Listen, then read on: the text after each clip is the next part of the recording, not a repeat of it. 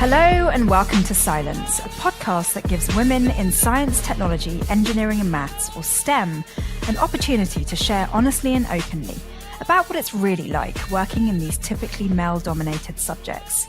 Each week, one woman shares her stories and experiences. She could be a public figure, the girl next door, or someone from a far-off land. The point is she'll be deliberately kept anonymous and disguised to ensure that we're not distracted by the details of her achievements, her labels, or what she looks like. I'm Dr. Shanice O'Mara, also a woman in STEM. I studied mechanical engineering and ended up as a television broadcaster. I've worked on and reported on some cutting-edge technology and innovation over the years, and through my television work, I've met some incredible women from a diverse range of STEM fields.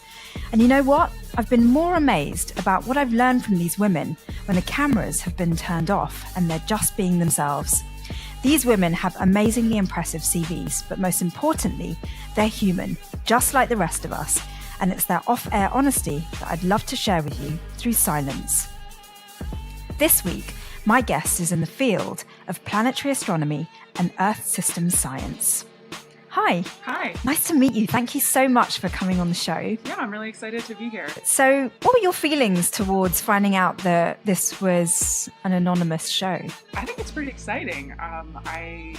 I've never heard of something like this before, and I think it provides a really great opportunity to be able to share honestly about women's experiences in STEM. I've had all kinds of mixed feelings about it because I think, there are such incredible women out there doing STEM, women like yourself. And I kind of want to shout from the rooftops that, I've got this amazing woman on the show. Please, everyone tune in. But at the same time, often to really find out the truth about their experiences in STEM does require that lack of pressure to keep up their sort of public image. Yeah, I agree. It definitely takes the pressure off. It makes you feel like you can say anything. Yeah, cool. Well, tell me about your experiences, planetary astronomy and Earth system science. That just sounds so complex. How did you get into it? And did you know from a young age that this was the career path for you? Yeah, so my mom got me a picture book of the solar system when I was 5 years old. And this was in the early 1980s, and we hadn't even visited some of the outer planets yet. So a lot of the pictures, especially of Uranus and Neptune, were just artists' representations of what they might look like. But I didn't know that as a 5-year-old. And I remember looking at this book of the planets and just being fascinated and thinking, I want to explore all these places, and so that I think really planted the seed in my mind of wanting to do planetary science. I didn't know what that really meant or what that was at that point, but I just remember being incredibly fascinated with the planets themselves, and so. As I was going through school, math was always my favorite subject. Starting in first grade, I took to it really easily, and I remember just always really liking math. And then getting into sixth grade, I had a really great science teacher, and started really enjoying doing science. And so that was kind of how it started for me. Was that, but definitely it was that picture book of the solar system as a 5-year-old. It's fascinating to note that it was your mother that gave that picture book to you. Yeah, so she was an elementary education major in college, and I think I was kind of like her project.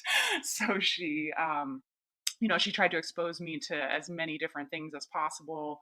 I remember all sorts of, and one of the things that she also did was biographies of famous women. I remember she would, from a very young age, we had all these biographies, Helen Keller and Louisa May Alcott, and just various women doing different things, not necessarily science. I don't think she ever thought I would become a scientist. There's none of that in our family, really. And so I think it was a surprise to her when I sort of took to that as much as I did, but she just supported it in whatever way possible. So I really attribute my interest in science to her just initially kind of seeing what I would be interested in. Yeah, not just her as an inspiration, but it sounds like role models were really something that kind of inspired your curiosity for the sciences. Absolutely, absolutely. I remember Amelia Earhart, the biography of learning about what she had done, and just all these. And I think back to that about how my mom just kind of put all these famous women, books in my room, and how this was probably planned on her part. But I should probably ask her about, what made her decide to do that, because it definitely influenced me in wanting to pursue a STEM career. So, how has the journey through STEM been for you? I'm guessing that your sciences are not particularly female populated. Yeah, especially I grew up in the 80s, and then I was in college in the late 1990s, and so I had a absolutely wonderful high school physics teacher, and he was just doing all the demonstrations and just everything that a great physics class can be. And so I took physics in 11th grade, and I remember I just during that class thinking I'm going to major in physics. I don't know what that's going to lead to. Um, I didn't even know that planetary science was a career that you could have. But I figured, I can major in physics when I'm in college, so I'll just start and I'll do that. And so I got to college, and I started off in the honors physics sequence. Mm. I'd done really well in physics in high school, and here I am in this honors physics class, and there are 50 people in the class, and 17 of us were women. So that's not a horrible ratio, pretty good. And the first test that we did was, they try and do this in college courses, I think, to weed people out, who get the people who really want to be there. And it was a really hard test. And I think I got something like a 71% Oh on it. no. And I was devastated because I had previously been like getting straight A's and everything. And, and so I'm sitting there with the 71% on this test and just thinking, oh my gosh, maybe I'm not smart enough to do this. Maybe I'm not smart enough to be a physics major. And I remember there was a guy sitting next to me, and he got a 70%, or this basically the same grade I did. And he was like, oh, it was just a really hard test, it's just, and he just brushed it off. Like he wasn't internalizing it like he was this huge failure. Um, as I was. And so I tried to take on that attitude that he had and just be like, no, we just have to study harder. It's okay. And eventually I ended up working with different people and going into office hours, and pulled my grade up to an A by the end of the semester. But by the end of that semester, there were only 17 people total left in the class, so started with 50, and only two of us were women. So the rate of Mm. dropping of that class by women was so much greater than by by the men. And I think probably a lot of the women had that same thought that I did, like, oh, I'm not smart enough for this. And it just ended up that I was fortunate enough to not drop, when I had all those thoughts. And I think what I really attribute that to also was at my college there was this program called the Women in Science program, which paired incoming freshmen who thought they wanted to major in STEM. It gave you an internship that first year, and so having that, the fact that I was working in an astronomy lab that first year was really really helpful in making me see that, okay, the classes are something that you have to get through and you need to do well in them, but there's so much more outside of just the classes themselves. Wow.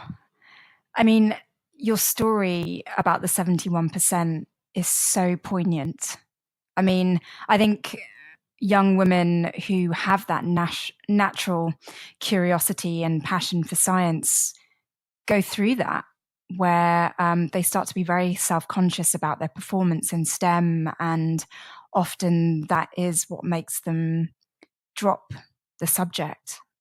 Yeah, I mean, I remember I love, I love liberal arts as well, and I remember immediately after I got that grade, I went to the catalog and I was like, okay, maybe I should just be an English major. I mean, not that there's anything wrong with being an English major, but I started plotting out, okay, these are the courses that I could take. But to let yourself be derailed by one bad grade, and when I talk to, I often go out into schools and talk to middle schoolers or things like that about being a woman in science. And I like to tell that story because, and then I tell them, do not let one bad grade derail you from what you want to pursue. There is a way, you can learn to study in better ways, and just being persistent. I think is one of the most important things to have. I kind of want to reveal to the world that you're working for an organization that is just so awesome. Oh, sure. Yeah, I work for NASA. Yeah. How did you get there? Was that So always a dream? yes, I think absolutely. So I majored in physics, and I really didn't know what I wanted to do with that.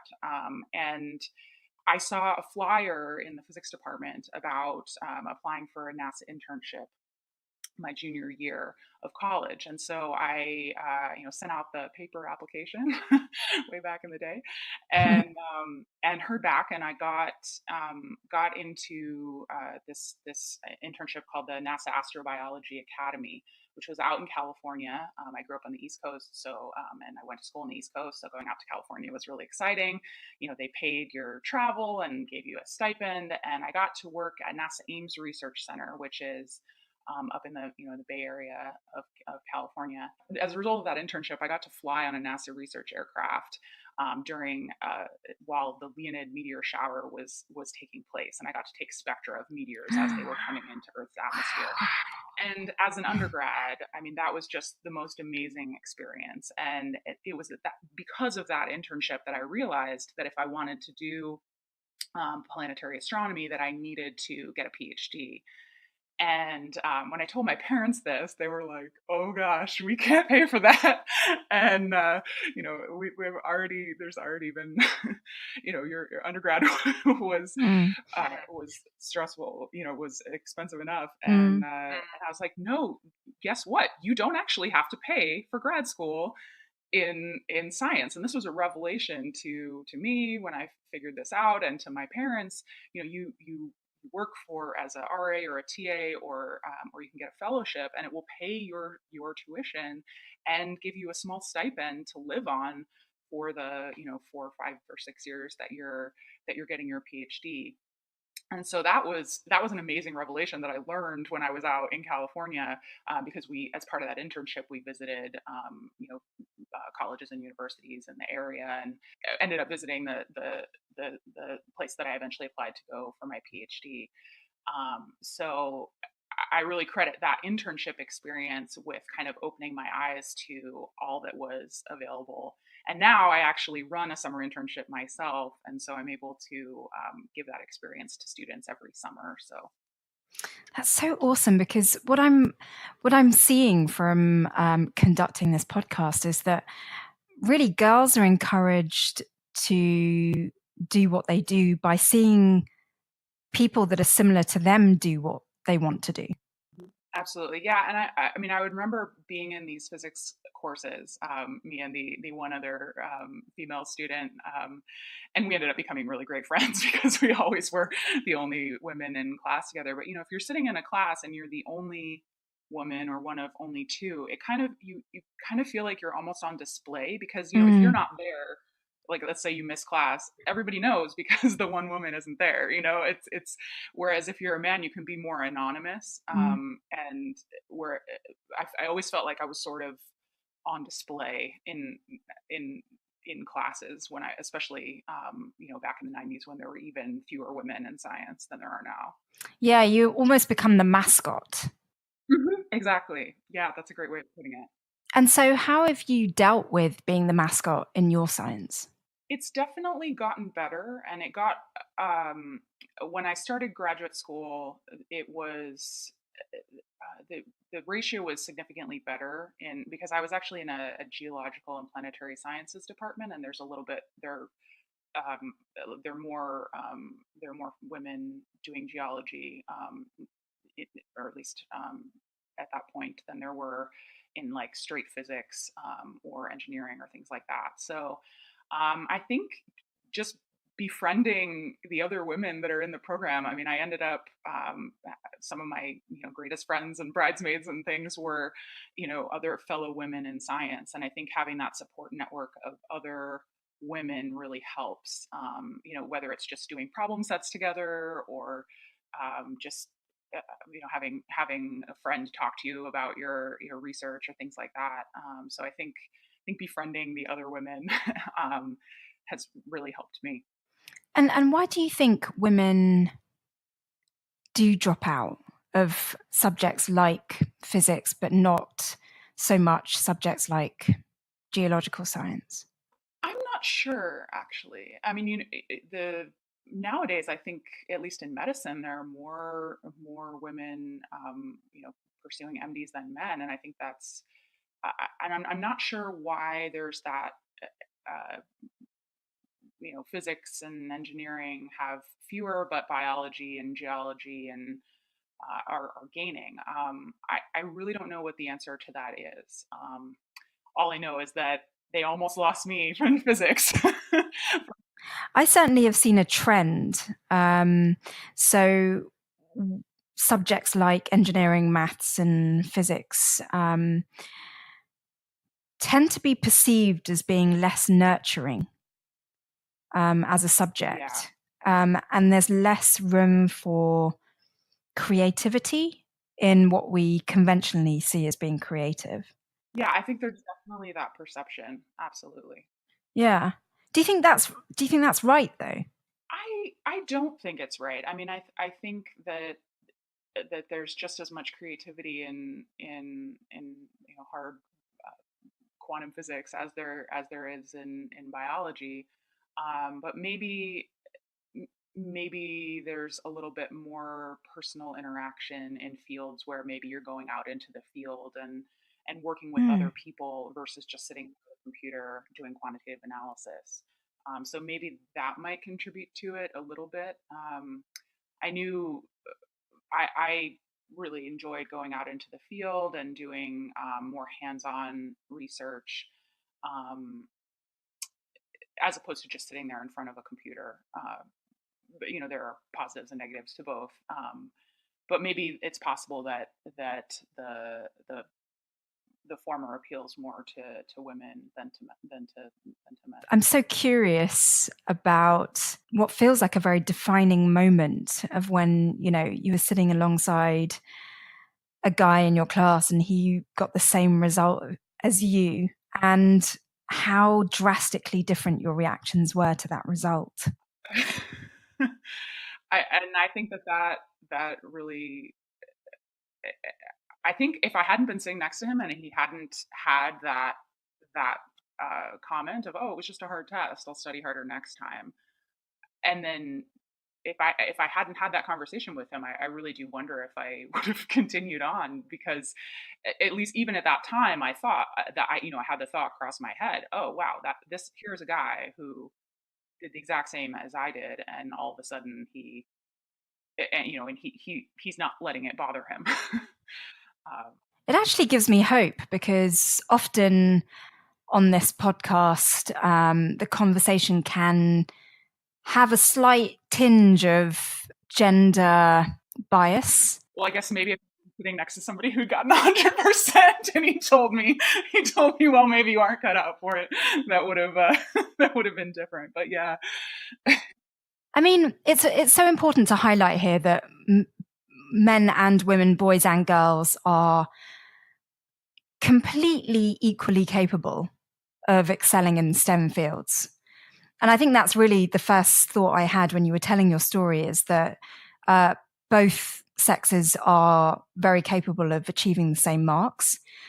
But what is so apparent is our reaction to those marks. And then I guess my next thought was, we have a lot to learn from men, and I think men have a lot to learn from women. What have you learnt from men, seeing as you've been in such a male-dominated career so far? I think confidence. I think men tend to, even if they aren't necessarily ready to go and do the thing, just sort of jumping off the deep end and making yourself swim. I see more men do that than women, and I've tried to emulate that. Of even if you don't necessarily feel quite ready to do something, just apply for that fellowship or apply for that job or apply for apply for whatever it is, or put yourself in that situation where you're uncomfortable. I think that's something that I struggle with and need to work on, because I think we all have that imposter syndrome Mm. as women, where we feel like we're not if we're not 100% qualified for something, we shouldn't go for it. Whereas if you've got 80% of the qualifications, you should probably apply for it. You never know if you'll get it. And if you do, then you'll figure out the other 20%. So, Mm. Yeah, being in a male-dominated environment of mechanical engineering, I've often, I enjoyed working with men because I just felt like it was often like a very unemotional environment. It was very straightforward, very binary, very rational. And I kind of was relieved to be in that kind of mindset, because as a woman, I often felt very emotional, particularly once a month. And it was almost a relief to be surrounded by that. But then there were other times where I felt like I was denying myself of my femininity. yeah, I definitely would feel sometimes like I shouldn't. I have a big shoe collection, and I enjoy wearing nice, more feminine clothing, and I definitely felt like in certain situations where I should just sort of downplay the Mm. femininity just to not stand out. Um, but at a certain point, I just started not caring. Maybe that comes with age, but I you can just be yourself, and it's okay, whatever. And I remember there was another graduate student who was a few years younger than I was, and she said something to me sometime at one point.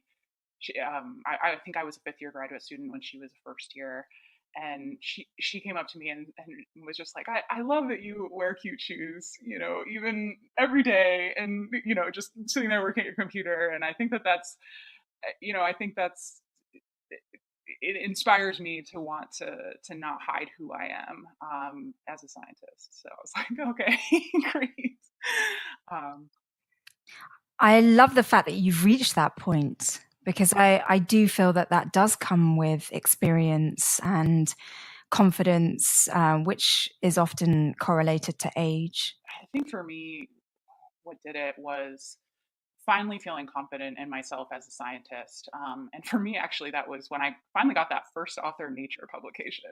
That was, for some reason, um, being published in Nature was always something I had as a big goal of mine. And finally, the my first year as a postdoc, one of my papers was published in Nature, and it made a little bit of a splash, and it was kind of an exciting result. And I think after that, I started feeling like, hey, I've sort of proved to myself and to everyone that I can do good science, and I didn't really have to feel like I was an imposter anymore. And so there was sort of a turning point where there were external things, and just your publications, and you start having ideas about different research areas, and going to telescopes, and operating the largest telescope in the world by yourself. And uh, there's certain just confidence that comes from having succeeded in science, and then you just sort of start to care less what other people think. Yeah. It's interesting that you had to reach that kind of milestone because it sounds like you never really struggled with those subjects necessarily. um so I definitely am not the the most mathematically inclined person. There are people who are much quicker at, writing a program to do what they need to do to analyze this data or what have you. But one thing I know about myself is that I'm really persistent, and that I will work on something until I get to it, and it might take me all night, but I'll I'll get there. Mm. So I think that I don't want to make it seem like everything came easy to me, because it really didn't. And I one of the reasons that and we'll probably get to this, but one of the reasons that I sort of switched fields was because I was feeling like I had more to offer, in giving back to younger scientists, and inspiring the next generation. I felt like I'd kind of done what I wanted to do with my own science, and I wanted to sort of switch gears into being a giving back to the next generation. And so part of that was because I didn't want to be sitting there struggling with code for the rest of my life. And the things that I enjoyed more were outreach and giving talks, and things like that. And so I kind of moved away from the sort of harder science aspects of my profession, and now work in doing management and education and outreach and things like that.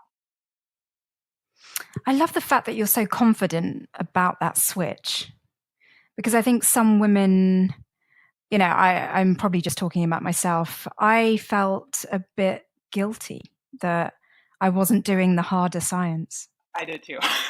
Okay, Yeah, phew.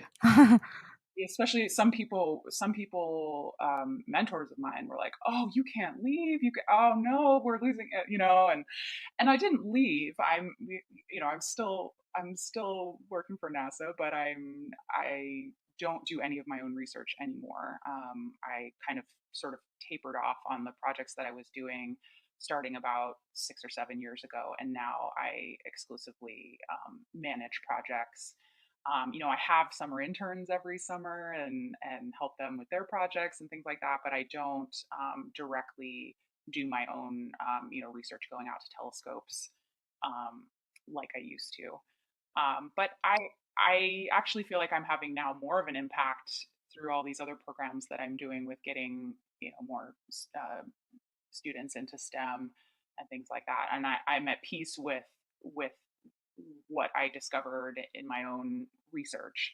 And I used to feel a little bit wistful every time, the various meetings would come along, and I'd see people tweeting about what talks were going on and new discoveries were being made in my field. But now I'm just sort of excited about it, and I'm happy to hear what people are learning.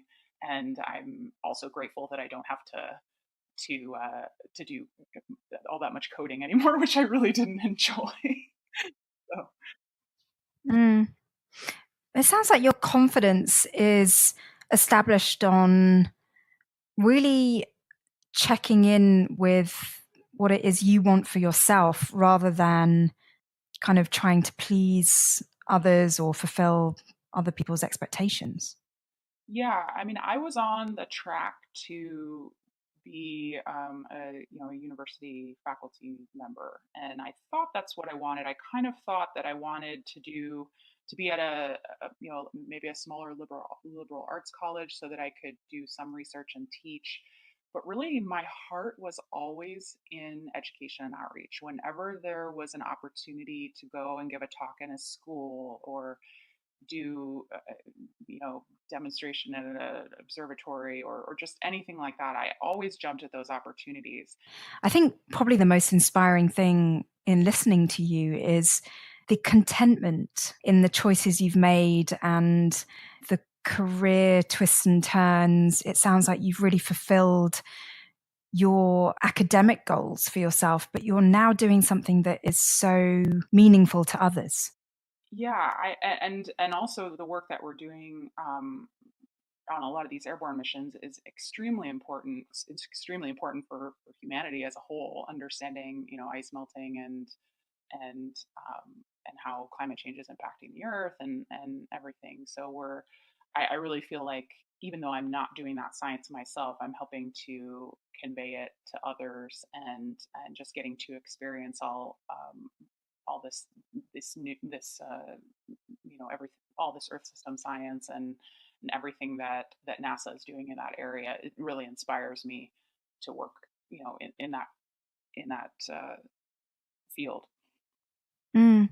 Yeah, I got a slice of an insight into what NASA does on Operation Icebridge when I did an episode there in Greenland, and the team were just amazing. The scientists involved, and I mean, it was almost like being part of a family. Absolutely, it is absolutely, yeah. And John Sontag is the I mean, I just love those guys so much, and I've really wanted to do something with them again, just to be part of such a worthwhile cause. absolutely, yeah. I was up with them in Greenland in March of this year, and so I was coordinating educational outreach with schools back in the United States. And so during every flight, we would have several schools that would log in and chat live while the plane was flying. And so that was super fun, and everybody on board the plane was so excited. Every we'd take off, and then it's like, okay, what schools are joining us today? And I'd be like, okay, we have a fifth grade classroom in Maryland coming online in a few Amazing. hours, 2 hours. And so it sort of broke up the flight by having these schools join us, Because they're long flights. They're and kind of we 8 hours. I And know they are 8 hours, and then we do the same thing in the other pole. We base in Punta Arenas, Chile, and then fly over Antarctica. And that plane it's a DC-8, and that plane can mm, fly for 12 hours. So there's even more time to do classroom chats. So the Icebridge team is just amazing with outreach. I work with lots of different missions, and everybody is very engaged with wanting to do outreach, but Icebridge especially so. They just really love sharing their mission with students and teachers and the public. one of the things that did strike me, though, when I was in Greenland is just the kind of bubble that you're in. Often the NASA scientists were away from their families for weeks on end. Greenland itself was quite a harsh environment to be living in. I can only imagine that Punta Arenas and the South Pole expedition is even more harsh. How have you managed to strike a balance between doing your work and other things in life? Yeah, so I'm fortunate in that with these missions, I typically only go away at maximum 3 weeks at a time, and then I do maybe 3 or 4 missions per year. So it's not a huge amount of time. I'm married, so my husband and I actually met during that NASA internship that I mentioned that I did as an undergraduate, and we both came back to that internship the following year as graduate student mentors for it. And we didn't know each other during the internship because he had done it the year prior to me, and so he's also a scientist. And throughout our relationship, the first part of our relationship, I was in grad school in one location, and he was in grad school in another location that was a 2 hour drive away.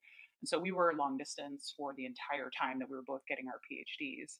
So we're pretty used to being long distance. Works well. I mean, it works fine for us. Obviously, we would prefer to be together, but now with Skype and FaceTime and things like that, it's even in Greenland, you can still be in contact frequently, and it hasn't been too hard. But I know for some of those people who are on longer expeditions, if you're talking about 8 weeks or something like that's definitely really hard on families. I'm just, I don't know, it just sounds so romantic. You sound like a woman that's got it all. Do you think you do? Oh, um, I feel really fortunate. Yeah, I mean, it was definitely not easy with my husband and I. We had to sacrifice for each other alternatingly. So we were as I said, went to grad school about 2 hours away from each other. So we would alternate weekends, who would drive to see each other. And then we both graduated the same day, actually. So we couldn't go to each other's graduation, but in different schools. And then moved together to a location where I had gotten a postdoc, and he sort of followed me there. And he was pretty unhappy there, and we talked about it. And so then we moved to another location where he had a better opportunity, and I was pretty unhappy there. And so then we moved. Then I got this job with NASA, and then he followed me, and then he got another opportunity. And I did not want to leave my job with NASA because, as I hope is obvious, I Mm. love it.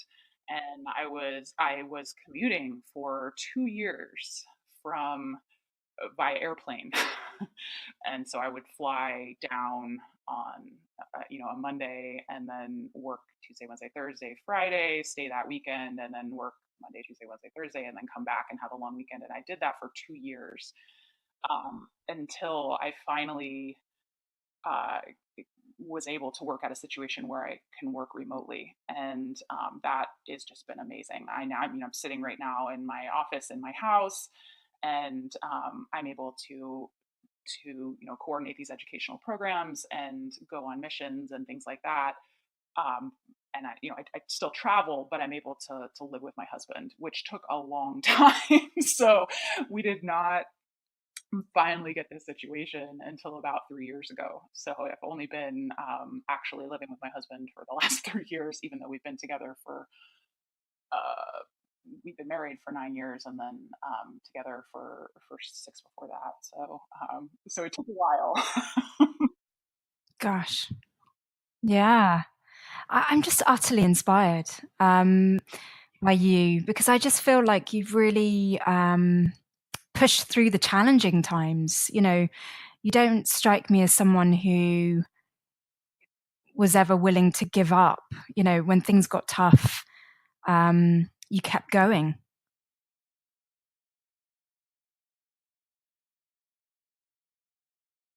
Oh, well, thank you. Yeah, I mean, um, I think part of that actually probably has to do with early involvement in sports. So I was a competitive figure skater growing up. That was my other passion, in addition to science. So starting at age 6, I would skate every day after school, and then became more serious about it when I was about 9, and ended up I trained with Nancy Kerrigan's coach, down in on Cape Cod when I was growing up, and I knew Nancy and everything. And so I was a pretty good skater at that age, and it was there was a decision that my parents and I had to make as to whether we would move, because we lived in a rather rural area that had an ice rink and a place where I could skate, but it was not a training facility that one would go to the Olympics at. And so I had to make a decision when I was about 11 as to whether I wanted to move down to where this coach was, and train with Nancy Kerrigan and all the people that were training down there. And my parents were willing to go for it. I'm an only child, and my dad's business was such that he could live anywhere as long as there was an airport nearby. And I remember just thinking, gosh, I just don't like skating when I'm down here as much as I do when I'm skating at home. And I would have had to stop going to school and be homeschooled, and devote full time life to skating. And at that point, I liked school. I really liked math and science, and so I had these other goals as well. And so I sort of decided, we're not let's in consultation with my parents, we decided, let's not do that. So I still skated, and so I think those lessons of working hard towards goals and everything carry over into everyday life. Mm. But also having to choose. Having to make that choice was interesting for an 11-year-old. And I would see people who I had skated with, who were on TV or made it, or some who didn't. There were a lot. There were some people who I skated with who made that decision to devote their lives to ice skating at that young age, and then you get an injury, and then what do you do after that? And so I was glad that I continued skating, um, so that I throughout middle and high school. And when I got to college, the collegiate skating scene was just starting. So it's nowadays there's a lot more schools that offer collegiate figure skating, but back in the day only a few did. And but I started the collegiate figure skating team at my college. Along with another student, and we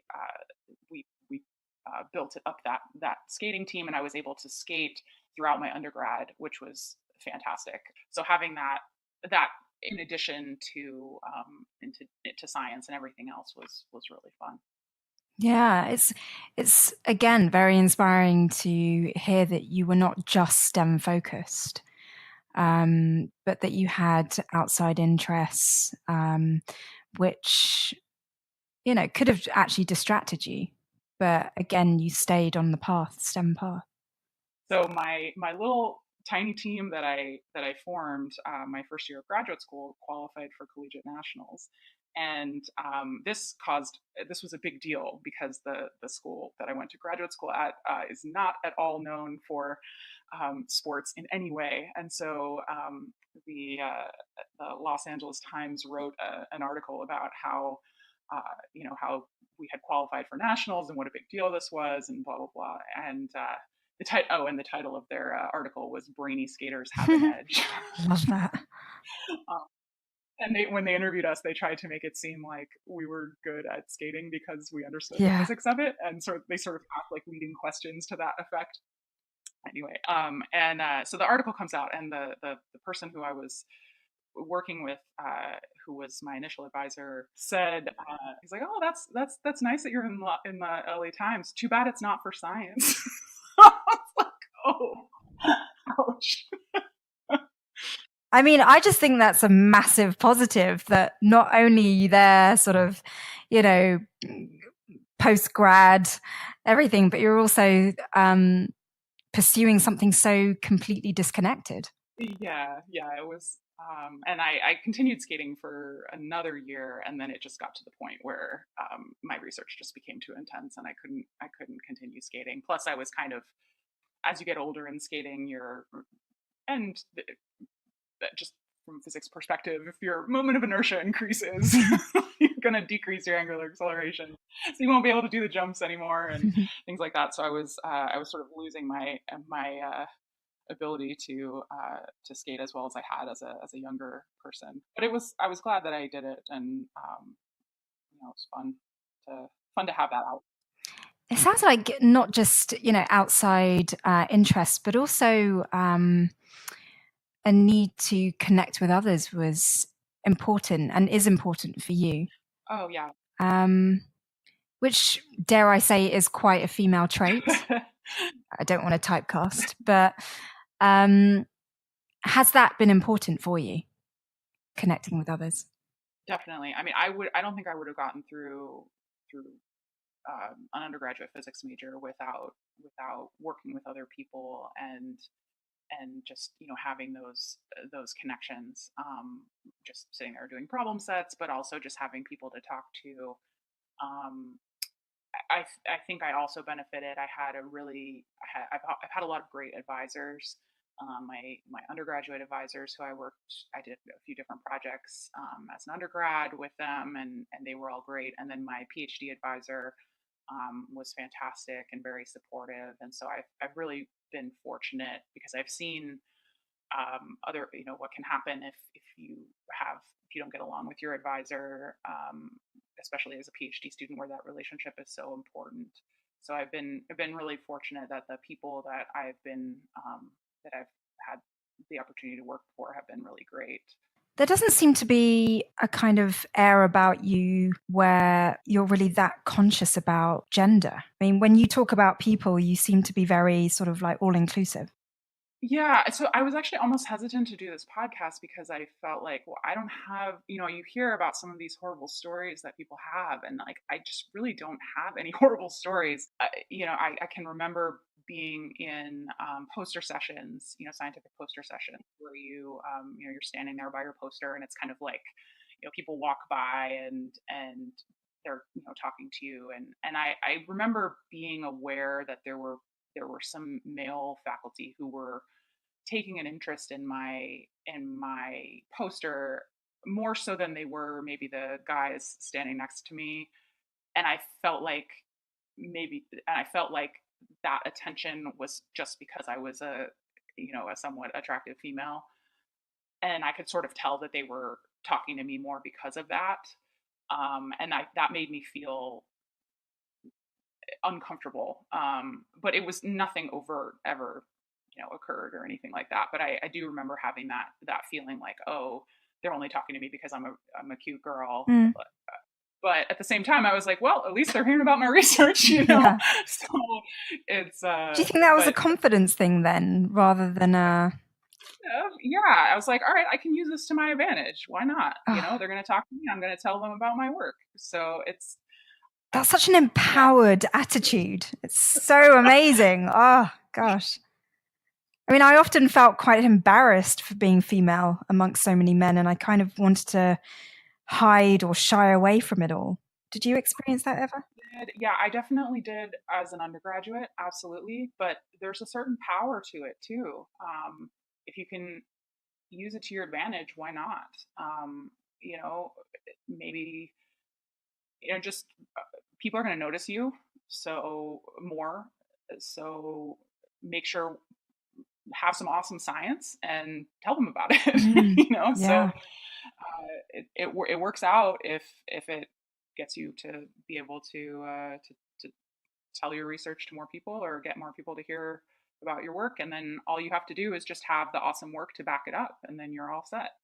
Especially in this age, I feel of hearing more and more stories of what has happened to some women in STEM. I feel so fortunate that I really didn't have have any horror stories. I certainly don't want this podcast to be an opportunity for women to kind of dish the dirt. Yeah. Um, but just what you said about how you handled that kind of male attention is exactly what I hope to have come out of Scilence, because I want to learn how to handle it. I enjoy being a woman. Yeah, I just So, learning the tools of how to deal with our femininity. yeah, and I think it just all comes back to confidence and having the science to back it up, or if they're going to be paying attention to you, have them pay attention to you for the right reasons, because your science is so great, and so you can use it to your advantage, I guess. Yeah. And I think that theme has really been consistent in everything you've said, because um, back in the past, when you were dealing with 71%, there was an opportunity for you to lose confidence, but actually, it seems to have spurred you. I mean, I certainly did lose confidence at that point. I mean, I lost so much confidence in that I went back and was looking at the course Mm. catalog as to how to be an English major. So it's definitely, I feel like maybe I'm coming across as too confident right now. No, no, not at all. Because what I get from you is that you have had challenges, and it's those challenges that have allowed you to develop the strength, inner strength, and confidence to overcome those challenges. So I don't view you as someone that's managed to escape self doubt or self belief. Oh, yeah, because when I first got to grad school, I was so scared. I mean, I was like, "Oh, I don't know if I'm good. Am I going to be able to pass these classes?" This was, this where I was going to grad school is a very big deal, research university, and I was worried about, am I going to get good grades? Am I going to be able to do research? And I was having incredible imposter syndrome when I first got to grad school. So I certainly struggled with that. Absolutely. Yeah. But what I just find so inspiring about listening to you is that you did pull through it, because imposter syndrome comes up a lot in my podcasts. And, it's clear that it's there and many women suffer from it, particularly in STEM. But there's less advice on how to get to the other side of it. I think it's fake it till you make it. I can't remember. There was some TED talk or something that I watched, and if you, I can't remember who it was, but it was just and this talk came long afterwards. But if you're put in a situation, just try and do your best, and just sort of. I mean, I remember my first big talk at the American Astronomical Society meeting. This was as a grad student, and I had this kind of interesting results on looking at um, at looking at Saturn's moon Titan, and the research that I've been doing with telescopes, and it was a pretty cool result, and I was excited about it. And this talk was in front of hundreds and hundreds of people, and this was my first big time, giving a talk at a meeting, and I threw up in the bathroom before the talk. I was so nervous. I mean, I like Wow. literally, and I came out, and then I'm sitting there, and I'm about to give my talk, and somebody had told me that there's like an acupressure point on your hand that if you like squeeze in between your thumb and forefinger, that will keep you from throwing up. So I'm like squeezing this point on my hand, and I get up there and I give my talk, and it went just fine. And afterwards it was a good experience. And my advisor uh, afterwards came up to me and was like, "I'm really proud of you," and that from him was just like amazing praise, because he did not give out praise lightly. And so it just having that confidence of giving that first talk, and having a good scientific result, and not throwing up on stage, was really good. So Overcoming a major hurdle. yeah, and now I give talks all the time, and it's not even a big deal. But and so I see with my students, during the summer, when we have them all give final oral presentations, and I know just how nervous they are, and I can kind of feel that energy because I experienced it myself. So I try and be really sensitive to that, and help them through it. But So I think I can guess the answer, but I want to hear it in your own words. What's your relationship to failure?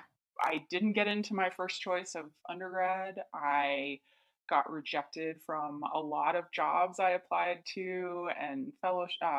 Actually, fellowships. No, I got all the fellowships, but got rejected from a few grad schools. I definitely, things have not. I, but I have been really fortunate in that the things that I've tried and really worked on have come through. So I think my relationship is that, if it happened, if you fail at something, just keep going and keep trying to make it work. And if it's something you truly want, then hopefully it'll happen for you. There's that famous talk, the last lecture by Randy Pausch. Did you ever see that? He was a college professor at Carnegie Mellon University, and he had fatal pancreatic cancer, and he gave this last lecture to his students, and it kind of went viral about 9 or 10 years ago. And it was kind of just like life lessons. And he said, the brick walls are there for a reason. We will all face brick walls, and the brick walls are there to show you. To make you see how badly you really want it. So that really resonated with me. So, obviously, one of the kind of big pressures of being a woman is that there are many sides to us, many dimensions, and kind of one of the major ones is having a family and things like that. It's a very sort of feminine aspect to us. What are your goals and aspirations with regards to that, if you don't mind me asking? Oh yeah. So I'm married, and my husband and I are very happy, just being the two of us. We at one point thought we might want kids, but we weren't really sure. And just kind of over the course of time, just decided that we didn't want to have them. I'm a godmother to, I love kids. I love, I'm going out into schools all the time, giving talks and things like that. But we just felt like that we didn't need to have our own children. So it because of that, it enables me to, I'm able to travel a lot more than I would if I had kids at home and things like that. But yeah, it was something that I definitely struggled with for a while. Was that tied in somehow with your age? A little bit, because I'm getting to the point now where I would probably get hard to have them if I wanted to have them right now. But yeah, it's I kind of you have to make that decision sort of mid 30s ish, and we kind of waffled about it for a while, and just neither of us felt that really strong desire to do it, and so we felt like if there's not that strong desire, then maybe the answer is no. But we're still at the point, yeah. So it's we're feeling like no at this point. Yeah, I ask because a lot of women in STEM and probably other fields um, spend so much time studying and working post studies and really establishing themselves career wise that often there isn't the bandwidth to actually think about motherhood. So I'm always so curious to know how um, women, particularly women that have had extensive academic careers, kind of juggle that. Yeah, and that, I mean, it just adds a whole nother dimension to it. I mean, many of my friends are mothers now, and I think having a supportive spouse is the most important thing, and really having that shared equally among the spouses is so important. I had a great example of that in my PhD advisor, who was a man, but he took family leave when their daughter was born, and seeing that, and he took that time away, and how the university that I was at was really supportive of men taking family leave as well. I think that's really great, and we need to do more of that as a society. I mean, I know America is terrible, but in other countries there are better laws where both men and women get family leave when a child is born, and I think we need to work on making that happen in America as well.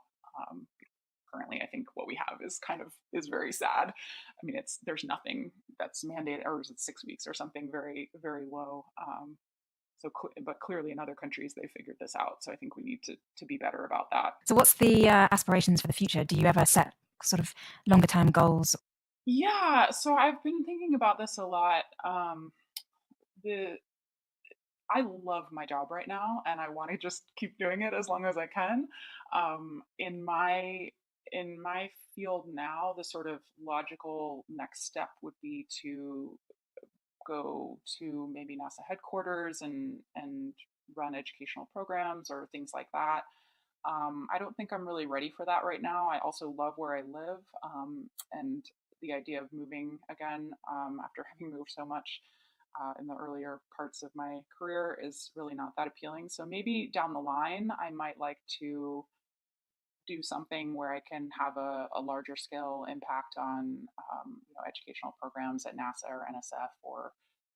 But for now, I'm super happy. I I love that I get to run a summer internship every year, and all the students that come through that, I feel like they're kind of my kids in a way. I'm just wrote recommendation letters for a couple of them the last 30 minutes for jobs they're applying to, and so I just love I have all these students that are now pursuing their dreams and everything, and then I love travel. I was always motivated by travel. I told my advisor early on, I'm very motivated by international travel. So it was like, if you get this paper done, you can go to this conference in Greece or wherever it was. So now getting to travel, fly on ice bridge flights, and go all over the world with the airborne science program. I just really feel like I kind of have the ideal job situation right now, and the fact that I don't have to commute across the country for my job is great as well. Well, thank you so much for being on this episode. I feel like I've spent the entire time listening and talking with you, just smiling. My cheeks hurt because I just feel like so inspired by the way you have kind of navigated through your career and the fact that you have worked so hard academically and really kind of contributed to the body of knowledge, but then now doing so much for others is just truly inspiring. So thank you for sharing your journey with us. Oh, well, thank you so much for having me. This has been really fun. That's it from our STEM guest this week. Gosh, I have goosebumps having listened to her story, and I just feel like attitude is everything. And I really feel very inspired having heard from someone who hasn't been afraid of hard work, but has also traveled through her career journey to end up in a place where she's not just very content with what she's doing, but she's really helping others. It certainly inspired me today. Thanks for listening, and don't forget to subscribe, and catch you next week on Scilence.